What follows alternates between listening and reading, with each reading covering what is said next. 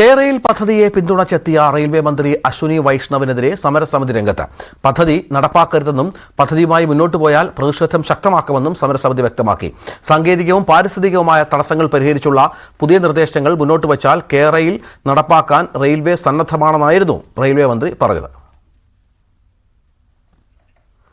K Surendran സംസാരിച്ചത് എന്തു വന്നാലും കേരയിൽ പദ്ധതി നടപ്പിലാക്കില്ല എന്നുള്ളതാണ് സുരേന്ദ്രന്റെ വാക്കുകളിലേക്ക്.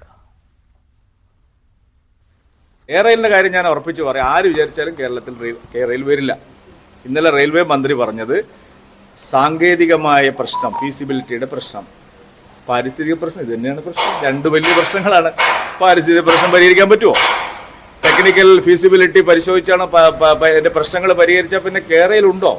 ഒരു കാര്യം ഞാൻ നിങ്ങൾ എഴുതി വെച്ചോളൂ. ഗോവിന്ദന്റെ അപ്പക്കച്ചവടം സിൽവർ ലൈനിൽ നടക്കില്ല. അത് ഞാൻ 101% ഗ്യാരണ്ടിയാണ്.